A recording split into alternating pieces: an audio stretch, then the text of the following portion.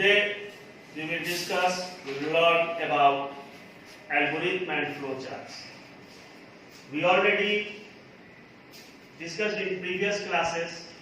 In previous class, algorithm and flowchart we will discuss in detail. Now we again learn and discuss algorithm and flowcharts. First, I think you know what is algorithm and what is flowchart. It means the definition of flowchart and definition of algorithm. First, you understand, an algorithm is a list of step-by-step instructions that are followed in order to get a task done. And other word, an algorithm is a stepwise set of instructions. A stepwise set of instructions infinite. Infinite means आपको जब तक कि वो आपका programme complete नहीं होता है, वो आपका इनफिनाइट सेट्स ऑफ इंस्ट्रक्शंस है written to solve a problem. किसी भी प्रॉब्लम को सोल्व करने के लिए स्टेप बाय स्टेप जो प्रोग्राम या इंस्ट्रक्शंस लिखे जाते हैं उसे एल्गोरिथम कहते हैं. इट मींस कि जब आपको मेन प्रोग्राम जो कंप्यूटर में लिखे जाते हैं उससे पहले आप एल्गोरिथम जो है वो इजी स्टेप और इजी लैंग्वेज में आप अपने लैंग्वेज में उसको लिखते हैं ताकि वो आपका प्रोग्राम का जो कंस्ट्रक्शंस है, प्रोग्राम का जो डायग्राम है या प्रोग्राम का जो अपना पूरा उसका एक स्टेप है वो आपको इजीली समझ में आता है. ओके, तो एक जो प्रोग्राम होता है वो प्रोग्रामर पहले उसको लिखेगा, फिर वो क्या होगा कि उसमें अगर कोई प्रॉब्लम्स होगी तो वो प्रॉब्लम्स को सोल्व करने में काफी दिक्कतें होती है. तो सबसे फर्स्ट स्टेप क्या होता है कि हम उस प्रोग्राम का एल्गोरिथम बनाएं. इट मींस कि उसको प्री राइट करें प्रोग्राम को अपने लैंग्वेज में. तो क्या होता है कि किसी भी प्रॉब्लम को सोल्व करने के लिए स्टेप बाय स्टेप जो इंस्ट्रक्शंस लिखे जाते हैं वो आपको फ्लो चार्ट एल्गोरिथम कहलाता है. Okay, in other words we can say that an algorithm is well defined computational procedure. अब प्रोसीजर क्या है? आप जब प्रोग्रामिंग लैंग्वेज में जाएंगे तो प्रोग्राम प्रोसीजर आपको ये समझ में आएगा. जो पूरा एक प्रोग्राम लिखा जाता है और उस प्रोग्राम को रन कराने के लिए तो एक पैकेज टाइप का होता है, एक प्रोसीजर होता है. तो जो प्रोसीजर है वो एक प्रोग्राम होता है, इंस्ट्रक्शंस होता है. तो कंप्यूटेशनल प्रोसीजर यानी कि कंप्यूटर में जो भी रिटन प्रोग्राम होता है दैट टेक्स सम वैल्यू, जो कि कुछ वैल्यू लेता है और सेट ऑफ वैल्यू को हम सेट करते हैं एज इनपुट.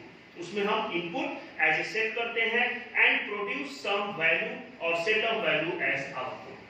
अब इट मींस क्या हुआ, जो हमारा एल्गोरिथम हुआ क्या हुआ, एल्गोरिथम एक ऐसा इंस्ट्रक्शन से एक ऐसा प्रोग्राम है जिसमें हम कुछ वैल्यू को सेट करते हैं as a input and after that processing आपका एक रिजल्ट आता है एज ए आउटपुट. तो जैसे आप इजी वे में आप समझ सकते हैं कि जैसे आपको कोई भी वर्क करना हो, सपोज दैट आपको अपने घर से निकलना है और आपको कॉलेज पहुंचना है या फिर आपको स्कूल जाना है और वहां के एक सर्टेन आपको पार्टिकुलर किसी भी सब्जेक्ट का लेक्चर आपको सुनना है या पढ़ना है. तो सबसे पहला क्या होगा कि आप अपने घर से निकलेंगे बुक कॉपीज के साथ. ओके, तो स्टार्ट होगा. स्टार्ट होने के बाद आप वहां से निकलते हैं.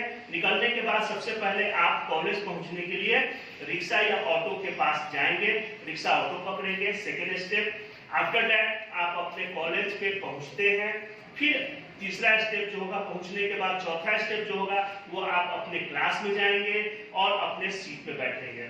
फिर आपको लास्ट स्टेप जो होगा वो आप किसी भी टीचर्स का लेक्चर सुनेंगे. तो ये स्टेप बाय स्टेप आपको समझ में आ रहा है कि इस प्रॉब्लम को सॉल्व करने के लिए यानी कि हमको लेक्चर सुनने जाना है तो आपको कैसे उसको वर्क करना है वो स्टेप बाय स्टेप आप लिख के आप समझेंगे कि मुझे पहले क्या करना है, फिर क्या करना है, फिर क्या करना है.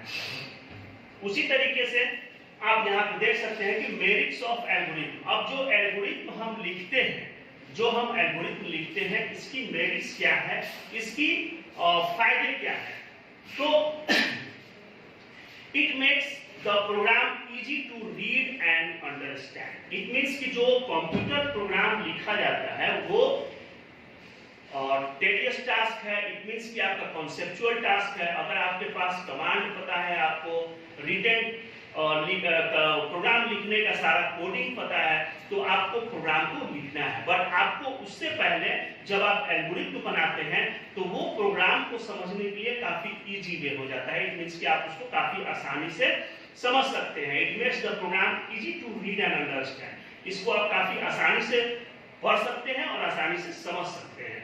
जबकि अगर आप ओरिजिनल कोड लिख दें तो वो हर किसी को समझ में नहीं आएगा। It make the program portable and efficient. ये काफी पोर्टेबल होता है और एफिशिएंट होता है। It display easy step of processing, और ये काफी इजी स्टेप प्रोसेसिंग में ब्रेकअप होता है जिससे आपको समझ में जल्दी आता है। It simplifies the modification and updating of the existing program. अब क्या है, आपने प्रोग्राम लिखा और प्रोग्राम लिखने के बाद क्या हुआ, उसको आपको मॉडिफाई करना है या फिर अपडेट करना है एग्जिस्टिंग प्रोग्राम को, तो आपको एल्गोरिथम में उसको करना काफी आसान होता है। ना कि आप पूरा प्रोग्राम लिख दें जब कोडिंग और उसमें फिर अपडेशन करने चले तो काफी प्रॉब्लम होगी। तो आप पहले एल्गोरिथम लिखते हैं, फिर उसमें मॉडिफिकेशन अपडेशन करना हो तो कर लेंगे, फिर फाइनल कोड आप लिखेंगे। It simplifies and motivate. It facilitates testing of program at developing stage. और जब हम एक एल्गोरिथम लिखते हैं तो क्या होता है कि आपको डेवलपिंग स्टेज, इट मींस कि जब आप एल्गोरिथम को लिखते हैं तो जो प्रोग्राम आपको डेवलप करना है उसका टेस्टिंग जो है वो आपको पहले ही हो जाता है। कब होता है? जब आप एल्गोरिथम लिखते हैं उसका। ओके, तो अब हम ये देखेंगे कि how to write an algorithm. आप एल्गोरिथम लिखते कैसे हैं? स्टूडेंट्स मैं बार बार बोल रहा हूँ, 5 क्लास आप अभी 6 क्लास का ये आपको एल्गोरिथम फ्लो चार्ट है। 5 क्लास में मैंने डिटेल एल्गोरिथम फ्लो चार्ट पढ़ाया था और आपने बनाया भी था। जैसे आपको किसी नंबर्स का एवरेज निकालना, किसी नंबर्स को जोड़ना, ऐड करना, सब्ट्रैक्ट करना, मल्टीप्लाई करना, एवरेज निकालना, या फिर किसी डिसीजन बेस पे एल्गोरिथम लिखना, ये सारे आप लोग पढ़े हुए हैं। यहाँ पे आपको आई होप कि क्लियरली समझ में आएगा इसको। ठीक है, तो ये हमारे बेसिक्स हो गए। Algorithm to find the greatest number out of 2 numbers. It means अब यहाँ पे हम सीखेंगे कि एल्गोरिथम लिखते कैसे हैं। ओके, हाउ टू राइट, कैसे लिखेंगे। अब यहाँ पे आपको दिया हुआ है क्वेश्चंस। एल्गोरिथम, इसका algorithm to find the greatest number, सबसे बड़े नंबर को फाइंड करना है आउट ऑफ 2 नंबर्स। कितने में? 2 नंबर्स में फाइंड करना है। तो 2 नंबर्स में आपको सबसे बड़ा फाइंड करना है, तो क्या होगा देखिए। सबसे पहले हम स्टार्ट करेंगे। ओके, सबसे पहले मैंने स्टार्ट किया।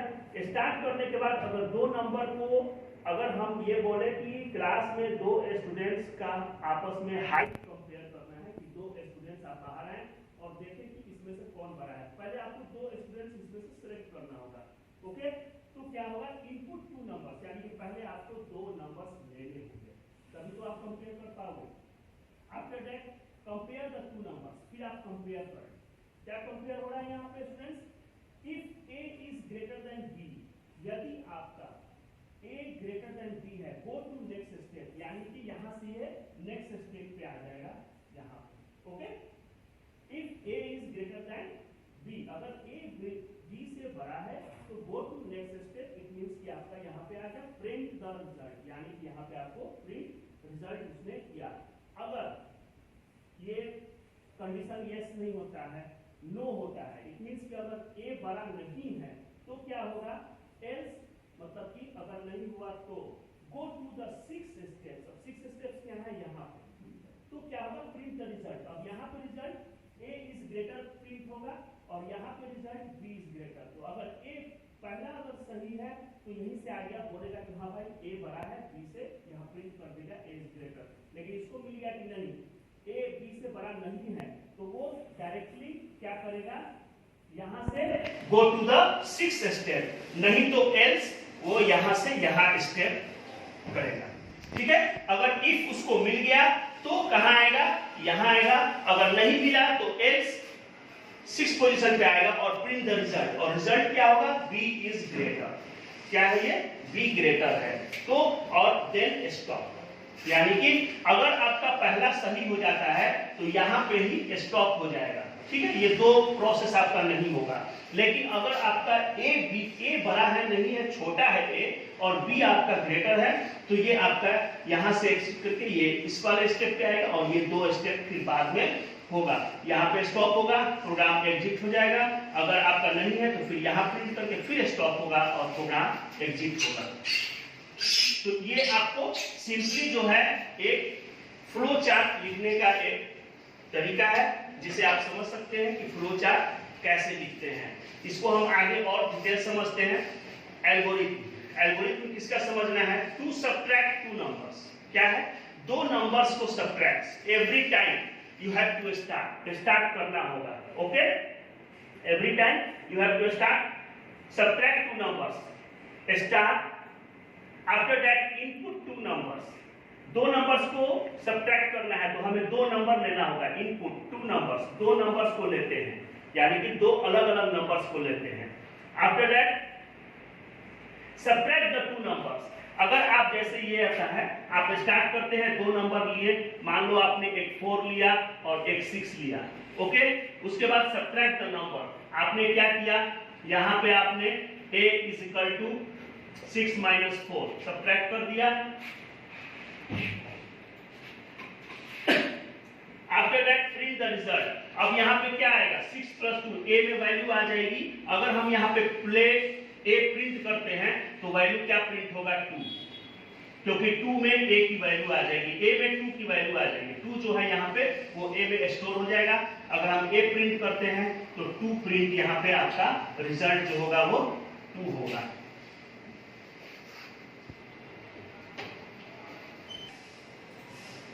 अगर आपको मल्टीप्लाई करना हो, सेम स्टार्ट करेंगे, आफ्टर स्टार्ट आप इनपुट टू नंबर्स लेंगे, देन मल्टीप्लाई करेंगे, मल्टीप्लाई करने के बाद प्रिंट द रिजल्ट करेंगे और स्टॉप कर देंगे। ओके, ये आपको एक सिंपल एल्गोरिथम का तरीका है कि आप एल्गोरिथम लिखे कैसे। ये जो आप एल्गोरिथम यहाँ लिख रहे हो, ये कितना आसान है आपको, कि आपको स्टार्ट करना है, दो नंबर लेना है, दो नंबर को सब्ट्रैक्ट करना है, सब्ट्रैक्ट करके उसको प्रिंट करा देना है, आपको स्टॉप कर देना है प्रोग्राम।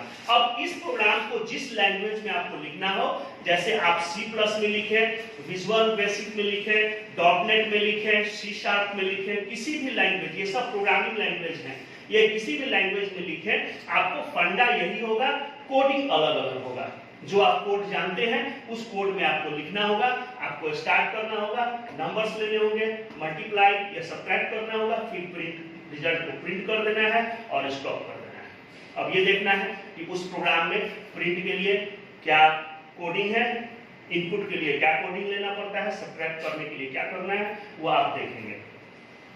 नेक्स्ट टॉपिक जो है स्टूडेंट्स, ये था algorithm. Algorithm means step by step आप उसको रिटेन किया आपने। अब क्या है फ्लो चार्ट। तो सिंपल वे में आप ये समझे कि flow chart is a graphical representation of algorithm. जो आपने एल्गोरिथम लिखा है उस एल्गोरिथम का ग्राफिकल या पिक्चर सिंबॉलिक रिप्रेजेंटेशन, यानी कि सिंबल के साथ या फिर ग्राफिकल, इट मींस कि ग्राफिक पिक्चर के साथ प्रेजेंट करना आपका जो होता है वो फ्लो चार्ट कहलाता है। सेम स्टेप आपको सिंबॉलिक या graphical representation of flow chart, बस एक सिंपल एक सेंटेंस में आप बोलेंगे flow chart is a graphical और सिंबॉलिक, दोनों हो सकता है, ग्राफिकल और symbolic representation of a process, किसी भी प्रोसेस का यानी कि एल्गोरिथम का। अब इसमें स्टूडेंट्स आपने ऑलरेडी 5 में ये रट चुके हैं, ये जान चुके हैं कि इसके लिए क्या है, फ्लो चार्ट्स के लिए कुछ सिंबल जो है डिफाइन किए गए हैं कि ये सिंबल पर्टिकुलर इस चीज के लिए यूज होगा, for particular action, for particular process. Suppose that आपको start, when you start the program और when you stop the program, जब आप स्टार्ट करते हैं प्रोग्राम को और स्टॉप करते हैं प्रोग्राम को, एवरी टाइम फ्लो चार्ट में आप ओवल को यूज करेंगे, ठीक है, ओवल को। अब ओवल में क्या होता है, इसको बोलते हैं टर्मिनेटर बॉक्स, इसको टर्मिनेटर बॉक्स भी बोलते हैं। टर्मिनेट करना यानी कि स्टार्ट करना प्लस एंड करना, एंड करना। तो यहाँ पे है स्टार्ट एंड स्टॉप बॉक्स। आप साथ साथ देख रहे हैं, कभी भी स्टार्ट करना हो और स्टॉप करना हो तो इस बॉक्स का यूज होगा। Okay, this box is used to start and stop the flow chart. It is represented with an oval. ये ओवल शेप में है, इसीलिए इसको ओवल कहते हैं। ये किस चीज के लिए रिप्रेजेंट करता है? Start and stop. After that आपने वहां पे देखा कि पहले स्टार्ट किए, फिर आपको इनपुट लेना है, 2 नंबर आपको लेना है। अगर 2 सब्ट्रैक्ट करना है तो 2 नंबर लेना है, तो इनपुट लेंगे। इनपुट के लिए हमेशा जो होगा वो पैरेललोग्राम होगा। ओके, पैरेललोग्राम मींस आपको ऐसे होगा, थोड़ा सा ये तिरछा आपका ऐसे, कभी भी ऐसे करेंगे। ये जो आपका है स्टूडेंट्स, आप कभी भी फ्लो चार्ट बनाते हैं तो इसको आप केयर करें हमेशा कि आपका जो फ्लो चार्ट का जो डायग्राम होगा इसी तरीके का होना चाहिए। ऐसा नहीं कि आप इनपुट ले रहे हो और आपने बॉक्स बना दिया प्रोसेसिंग का, या आपने बना दिया ओवर, तो ये स्टॉप हो जाएगा। ठीक है, यानी कि इसको रिप्रेजेंट करने के लिए आपको इनपुट और आउटपुट लेना है, तो आपको पैरेललोग्राम इसमें इंसर्ट करना होगा। ये आपको रेक्टेंगुलर बॉक्स एक लेना होगा। वो कब लेते हैं? जब आपका प्रोसेस होता है। प्रोसेस मींस अगर आप i इक्वल टू, अगर आपने 2 नंबर लिया 4 और 6, अब इसको घटाएंगे, यानी कि i इक्वल टू 6 माइनस 4, ये प्रोसेस हो रहा है। तो इस प्रोसेस को हम कहां लिखेंगे? प्रोसेसिंग बॉक्स में लिखेंगे, यानी कि प्रोसेसिंग बॉक्स हम लेंगे। ओके, फिर उसके बाद डिसीजन बॉक्स होता है स्टूडेंट्स। ये डायमंड होता है, डायमंड स्टार टाइप में, डायमंड टाइप में ये होता है डिसीजन बॉक्स। अब डिसीजन बॉक्स का क्या काम है? आपने सबसे पहले आपको मैंने एल्गोरिथम में बताया कि यदि 2 नंबर को आपको कंपेयर करना है कि a is greater than b, क्या a ग्रेटर देन b है? नहीं है तो क्या होगा? तो यहाँ पे डिसीजन बॉक्स जब लेना हो तभी करेंगे। जैसे हम होटल में गए, होटल में जाने के बाद हमने चाय ऑर्डर किया, सपोज बाय चांस कॉफी नहीं है तो क्या करना है? अगर है तो क्या करना है? अगर चाय होटल में है तो भाई चाय लाएगा, यस, तो आपको टी आपको मिलेगा और आप पी के बिल पे करके निकल जाएंगे। अगर टी नहीं है तो उसको बोलेंगे तो ठीक है भाई कॉफी ला दो, अगर नहीं है तो कॉफी लाया, आपने पिया और स्टॉप हो गया। यानी कि आपको है तो क्या होना चाहिए, नहीं है तो क्या होना चाहिए। तो ये डिसीजन, यहाँ पे आपको डिसीजन लेना है कि आखिर क्या होना चाहिए। ओके, तो डिसीजन लेना है यहाँ पे आपको। तो डिसीजन बॉक्स में आपको मैंने बता दिया कि this box is used to represent the decision और any condition that is to be met. यानी कि कोई भी कंडीशन को जब आपको वहां पे कंपेयर करना हो तो इस चीज का यूज करेंगे। It is represented with a rhombus और स्टार, और इसको डायमंड भी बोलते हैं। Okay, after that flow line means आपका ये जो फ्लो लाइन है, अगर हमने ऐसे दे दिया, इट मींस कि यहाँ के बाद यहाँ, यानी कि कोई भी डाटा या प्रोसेस है वो किधर फ्लो कर रहा है। आप कहीं जाते होंगे तो आपको लिखा होगा कि पार्किंग मतलब आपको किधर पार्क करना है, तो ऐसे दे देगा। इट मींस कि आपका पार्किंग समझिए, इस साइड में पार्किंग आपका है, फिर आप उधर जाएंगे तो आपको पार्किंग मिलेगा। उसी तरीके से कहीं पे आपको जाना हो रोड वगैरह पे, तो कहीं पे लिखा होता है कि अगर किसी स्कूल का एड्रेस है या किसी चीज का एड्रेस है तो यहाँ एरो ऐसे मारा हुआ रहता है। ठीक है, एरो पॉइंट किया हुआ है, इट मींस कि ये एरो जो पॉइंट किया हुआ है इट मींस कि आपको उधर जाना है। तो फ्लो मतलब डाटा आपको फ्लो किस साइड में कर रहा है तो वो दिखाता है इसको। डाटा यहाँ किधर फ्लो रहा है? प्रोसेसिंग से नीचे, इधर का डाटा इधर फ्लो करेगा, इधर का डाटा इधर फ्लो करेगा। तो ये फ्लो लाइन है। ये क्या करता है? 2 सिंबल्स को ज्वाइन करता है, 2 सिंबल को ज्वाइन करता है और डाटा फ्लो का डायरेक्शन बताता है। डाटा फ्लो का डायरेक्शन बताता है कि वो डाटा फ्लो कैसे हो रहा है, अप टू डाउन हो रहा है कि डाउन टू अप हो रहा है, और 2 बॉक्सेस को यानी कि 2 प्रोसेस को वो अटैच करता है। आफ्टर दैट स्टूडेंट्स, आपने प्रीवियस क्लास में शायद ये नहीं हो तो यहाँ पे आप समझ लें कि एक जो सिंबल होता है वो डॉक्यूमेंट का होता है। यहाँ पे कोई भी इनवॉइस या किसी भी तरीके का कोई चीज को रिप्रेजेंट करना हो, रिजल्ट को ये हमारा लास्ट में रिजल्ट आया, इनवॉइसेस आ गए, चाहे ये आया, तो पूरा होल रिजल्ट को इस डॉक्यूमेंट वाले फिगर से रिप्रेजेंट करते हैं। ये आपका जो है स्टूडेंट्स कनेक्टर है। A connector symbol is used to connect the various portion of flow charts, और ये बहुत सारे फ्लो चार्ट्स को कनेक्ट करने के लिए कनेक्टर का यूज होता है। जब 2-3 फ्लो चार्ट को बनाएंगे आप और उन फ्लो चार्ट को आपस में रिलेटेड करना है कि यहाँ का फ्लो चार्ट आपको जंप करके दूसरे फ्लो चार्ट पे जाएगा, तो उसके कनेक्शन को कनेक्टर के थ्रू हम ज्वाइन करते हैं। ये जो आपका है रेक्टेंगल है, लेकिन वन साइड से बॉक्स आपका खुला हुआ रहेगा, ओपन रहेगा। ये जो आपका बॉक्सेस होता है, ये होता है कि आपको किसी भी फ्लो चार्ट जब आप लिख रहे हैं तो फ्लो चार्ट में कोई भी चीज हो तो उसके डिस्क्रिप्शन को लिखने के लिए, जैसे आपने अगर ये बॉक्स लिया, इस बॉक्स का होता है कि प्री डिफाइंड, ठीक है, ये प्री डिफाइंड प्रोसेस, यानी कि ऑलरेडी, जैसे मान लीजिए किसी भी चीज का रूट निकालना हो तो रूट का आपको ऑलरेडी क्या है,